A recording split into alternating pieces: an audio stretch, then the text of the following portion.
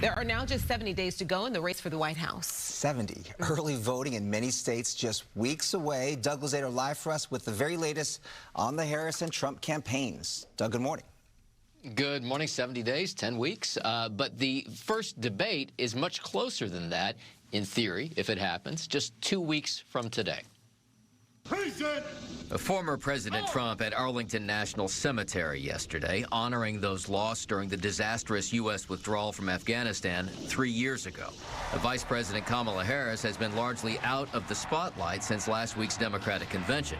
But both sides are sparring over the ground rules of what could be their only debate, scheduled for September 10th. You know, the deal was we keep the same rules. Now all of a sudden they want to make a change in the rules because she can't answer questions. Harris wants to toss the microphone rule that Biden had fought for in the last debate, muting the candidate who wasn't speaking. We want that opportunity for the American people to see Donald Trump for who he is. Not censored, not muted, but the unfettered guy that he is going to be if he becomes president again. The Harris team may be trying to set up moments like this from her debate 4 years ago with then Vice President Mike Pence. Mr. Vice President, I'm speaking. I'm speaking. Mr. Vice President, I'm speaking.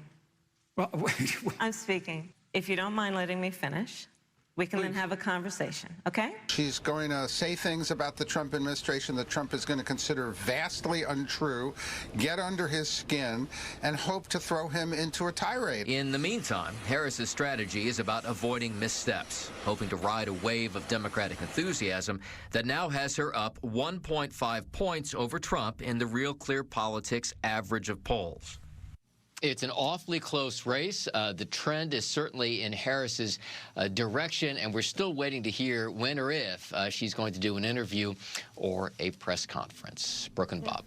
Hey, you know, because I'm still so fascinated about this, Doug. Can we talk about Robert F. Kennedy for a second? Because, you know, I saw yesterday that Kentucky election officials say he filed paperwork yesterday to get on the ballot. There doesn't seem to be a massive race going on there. It seems like that's probably going to be locked up. But why? Why not just fully end this campaign if you've already endorsed another candidate? Well, my understanding is he's withdrawing from states that are going to be closely contested. It doesn't mean that he could still appear on the ballot because they've already printed the ballots in some cases.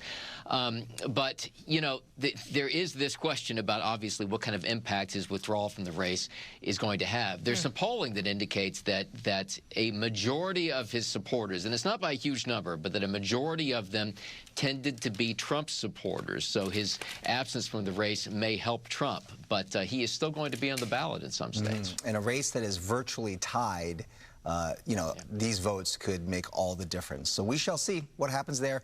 Doug Luzader live for us in Washington. Doug, we appreciate it. Thank you. Thanks, Doug.